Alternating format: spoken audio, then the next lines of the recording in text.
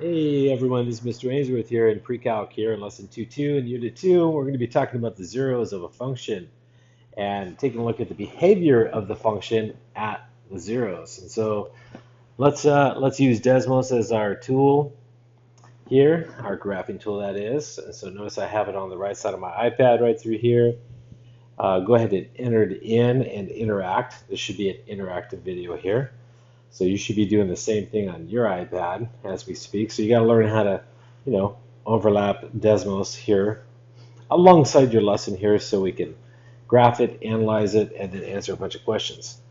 All right, so let's here adjust the screen a little bit using your fingers, shrink the vertical axis, and take a look at your intercepts by clicking on the x-intercepts.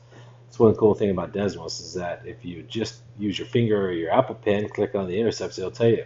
So we have one x-intercept at -3 and one at 2. Those are called zeros of the function or roots of the function. And so let's capture this here. I'm going to just resize it because I only need the graph, a little portion of the graph there. Click checkbox, copy and delete. And let's copy and paste this on the side of your document. Now, whenever you do this on an iPad, it's way too big for some reason.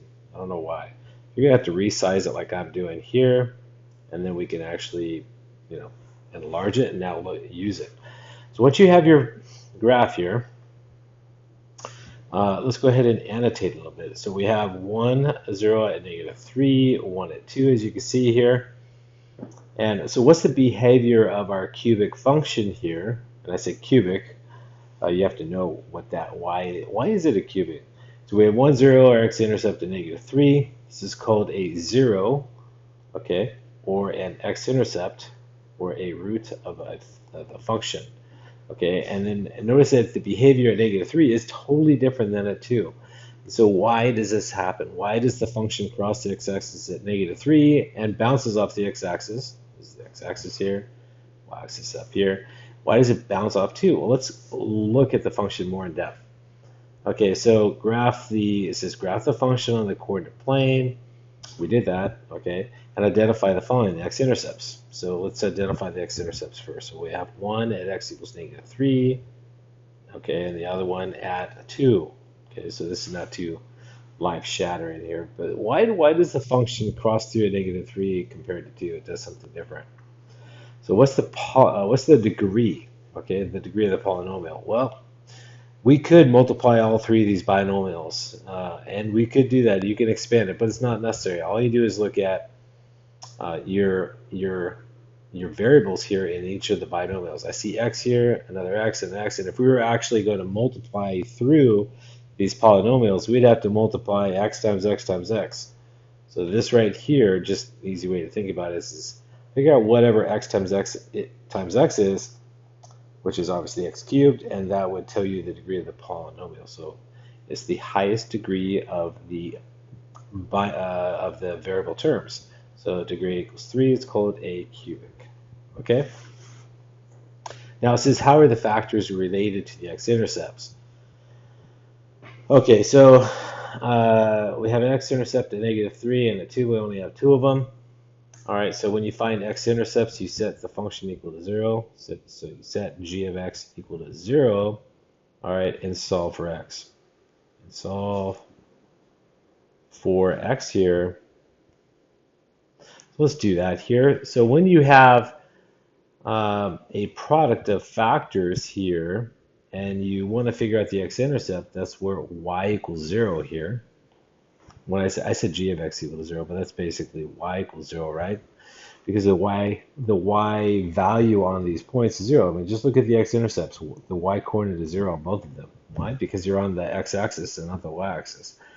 All right, so when you do that, you have to set the function equal to 0. So x minus 2 times x minus 2 times x plus 3. You got to figure out when that's equal to 0 to find these intercepts. And because you have what's called a zero product here, you have to figure out what would make these factors, they're called factors, equal to 0. So when is x minus 2 equal to 0? And when is, and that happens twice, by the way, it's a double 0 or a double root. And when is x plus 3 equal to 0? Well, it's when x is equal to 2 or when x is equal to negative 3, because negative 3 plus 3 is 0. So how are the factors related to the roots? Well, or how are the factors related to the x-intercepts? Well, if you set each factor equal to 0, you get the x-intercepts, okay? The x-intercepts are what make the factors equal to 0. So let me write that out. So the x-intercepts are the values, all right, that make the factor equal to 0. Okay, that's all there is. And so we have 1 and negative 3 and 1 and 2. Okay, what is different about the behavior of the graph at x equals 2 and x equals negative 3? So we're going to fix this. That's a typo. Why do you think this happens? Well, okay, so what we have here is at negative 3, we have a crossing. Okay, the function crosses through the x-axis. We just briefly call that a crossing. So here we have a crossing. It crosses the x-axis, crossing. And then here we have what I've referred to as a bounce. It hits the x-axis and bounces back on the same side, so we call that a bounce. But why? Why does that happen? Well, if you take a look at the degree of the factor, which is called the multiplicity, then you can figure that out. So I'm going to take the function here and kind of rewrite it. So let's take this function here and let's rewrite it. So g of x here, let me see, x minus 2 times x minus 2 is x minus 2 to the second power, and then you have this x plus 3 factor, and this raised to the first power. So notice that the degree of the factor x minus 2 is degree 2, and the degree of the factor of x plus 3 is 1. Okay, we refer to this as the degree of the factor, or what's called the multiplicity. All right, if you go back to the function and you type this in, the new g of x here, rewritten, condensed or rewritten, it's the same function. And so notice that right here at x equals 2, all right, it's a degree 2.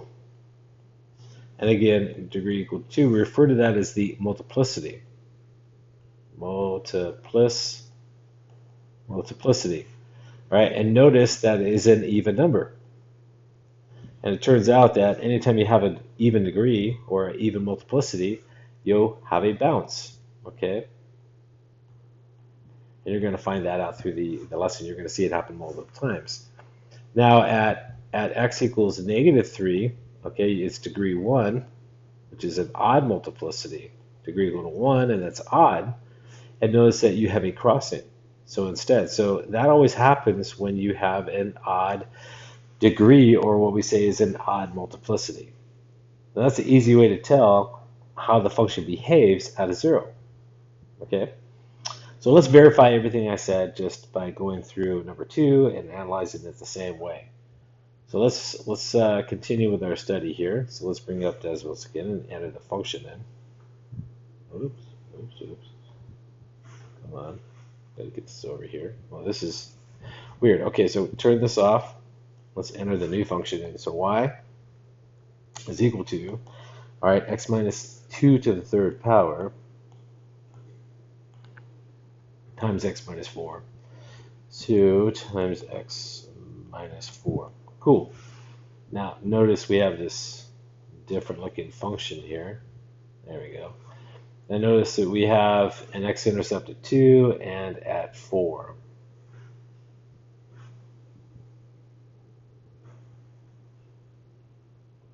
There we go. All right, let's screenshot this in, and let's bring it into our lesson like we did earlier. And again, all these little skills here on the iPad are pretty cool. So learn them and use them to your advantage. Click the checkbox, save, copy and delete, and let's paste it off to the side. You might have to click text mode in the upper left of your iPad at the very top before you paste it in on the side. Resize it because it's usually way too big. All right, and then zoom in. There we go. Now we can see it. Okay, so this one here, ignore this right through here. Looking at the second one. All right, so we have two zeros, and why does this happen? Why do we have a crossing at 2? So this is right through here. We have a crossing, and then we also have another crossing here. So at both zeros, we have a crossing and no bounces. Why? What happens? Okay, so first of all, what are the x-intercepts? So one at 2, the other one at 4. Okay, so we have two x-intercepts or two zeros. What's the degree of the polynomial? Well, in the first one, x is being cubed, and on the second one, we just have it to the first power. So if we take a look at this, and then, take a look at this right through here, we take a look at how x cubed, when you multiply that by another x, if you're actually going to expand this, you get s to the fourth power here, and so it's a quartic polynomial. It's a fourth degree. Okay? And it says, what do you notice about behavior around the x-intercepts? Okay, well, I just talked about that. So at x equals 2 and 4, okay, f of x crosses the x-axis. The function called f of x, actually, yeah, all right, crosses, keyword crosses, all right, the x-axis. Okay, and the reason why is because at these right here, we have an odd multiplicity, right, because of the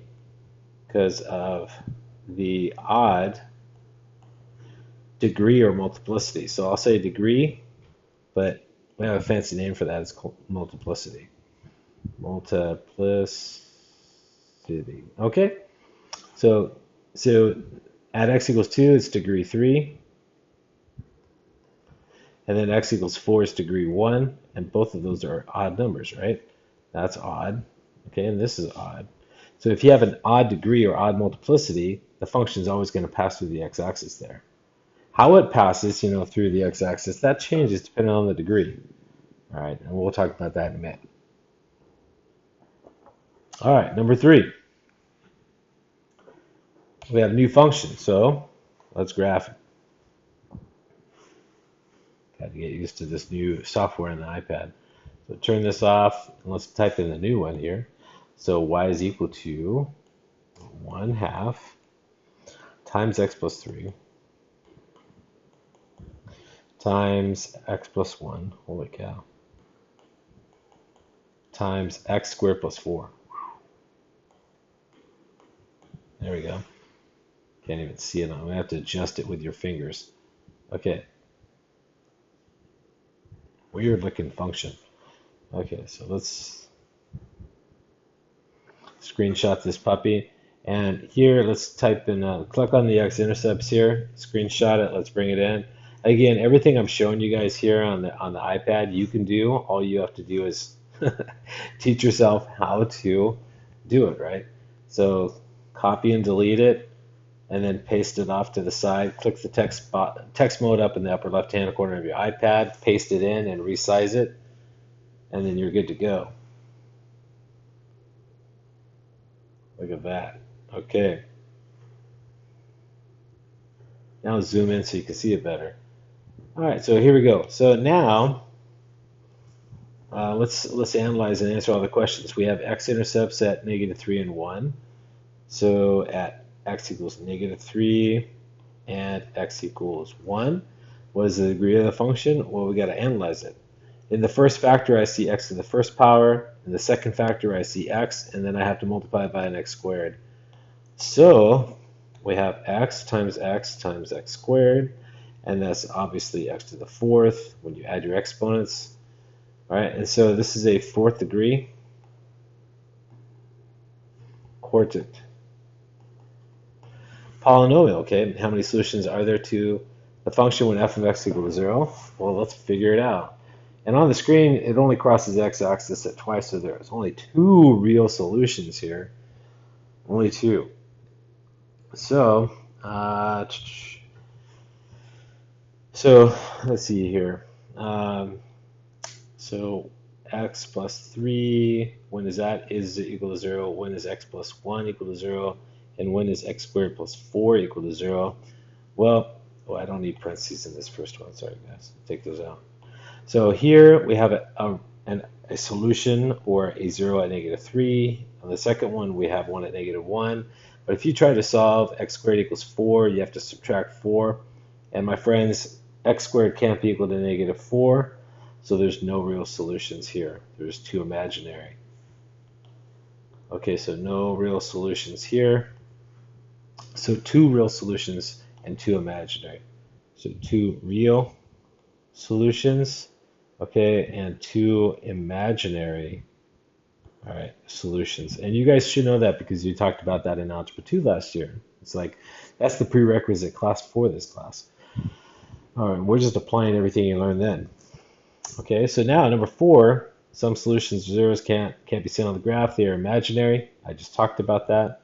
All right, explain why x squared plus 4 has an imaginary solution. What are they? Well, if you take this down here and try to solve it, x squared is equal to negative 4. You'd have to square root it. So the square root of both sides you would attempt it there, and you get x is equal to plus or minus the square root of negative 4, which is equal to plus or minus 2i, right? So you have two imaginary solutions here. So x is equal to 2i and then negative 2i. They're called conjugate pairs. Conjugate pair, where one's positive and one's negative. Okay, now conjugate pairs are a plus bi and a minus bi. Just a little review of your imaginary numbers that you started to learn last year in Algebra 2. Okay. Okay, and then lastly here, can a quadratic equation ever have one real zero and one imaginary solution? So have one real and one imaginary solution. Explain why. So since conjugate pairs always comes or imaginary solutions always come in conjugate pairs. So here, there's one way to answer it, okay? Imaginary solutions always, keyword, come in conjugate pairs.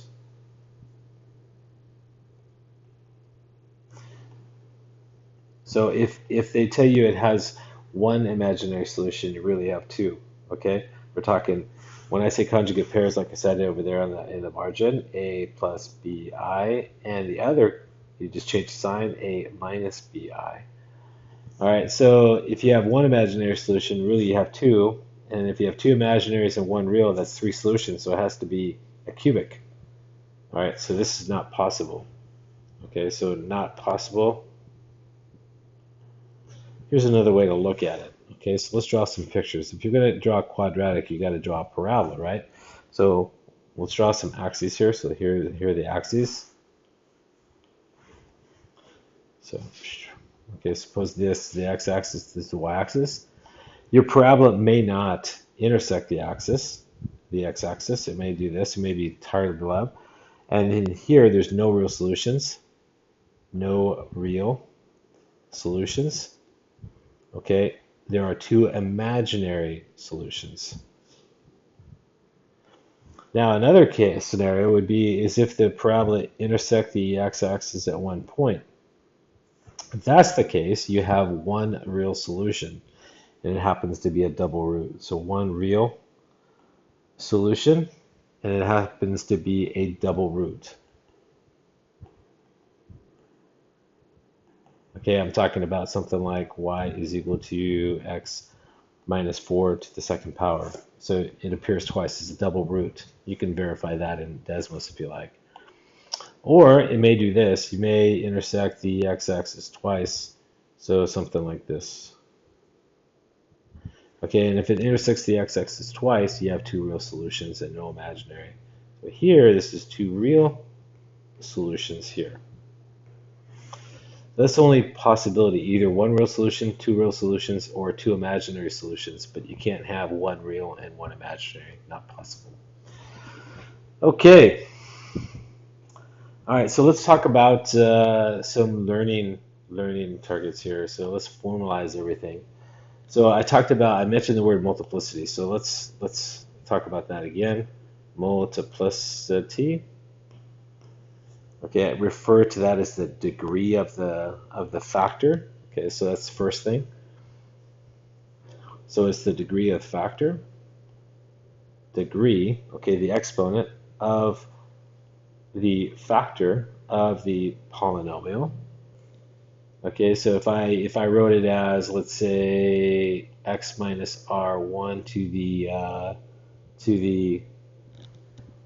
I don't know, to the nth power right here, n would refer to as the multiplicity. Okay, so there's your degree or the multiplicity of the factor. And again, r1 is just a root or a zero. So this is your zero here, and the whole thing's called a factor. Now, it also tells you how many times the factor appears. So it's also the number of times a factor appears.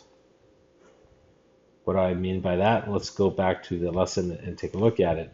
So in the beginning here, notice in the beginning, the very first one, I rewrote the g of x here as x minus 2 to the second power times x plus 3, where it appeared twice. So the x minus 2 appeared twice. And that's why it has degree 2, and that's why we have a bounce at 2 as opposed to a crossing.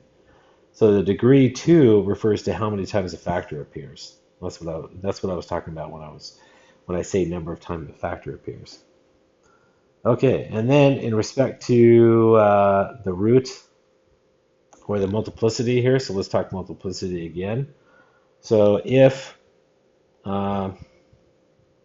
the multiplicity,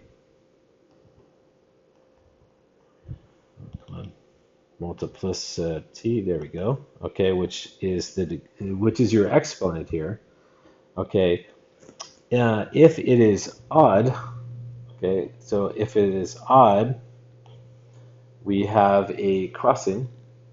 So f of x crosses the x-axis. Let me just say that. So f of x crosses the x-axis.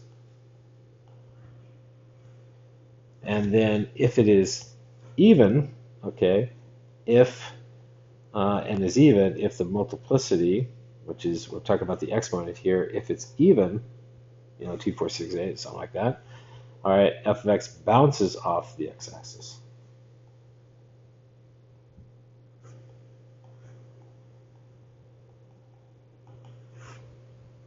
Okay, and then general factored form. So this is important too.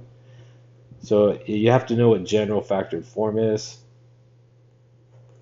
for a polynomial. You saw that in all three examples. So what you're looking at here in the first example, it's in factored form because you see the factors. And number 2, that's factored. I mean, none of these are in standard form. They're all in factored form. So in general, when we say factored form here,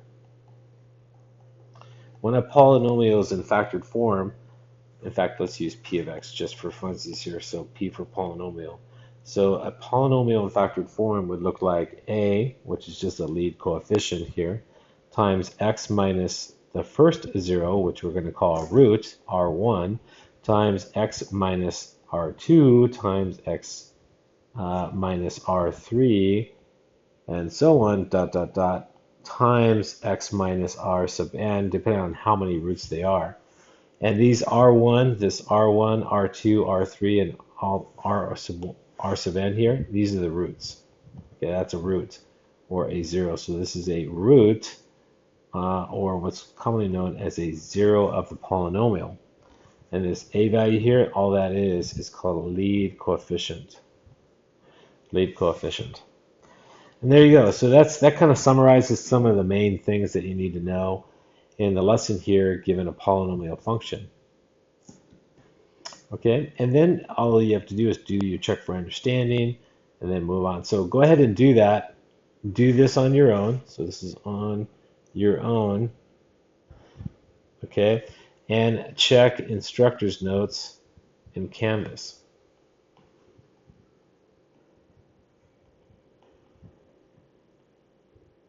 Make sure you check it because doing it is one thing, but doing it correctly is another thing. So go ahead and do that, and I will see you. Well, I guess I'll see you in class, okay? So hopefully that helped you out here. This is an exploratory exercise with using our very favorite graphing program called Desmos here, okay? All right, Mr. Ainsworth here, and hopefully I'll see you in class. Take care. Bye-bye.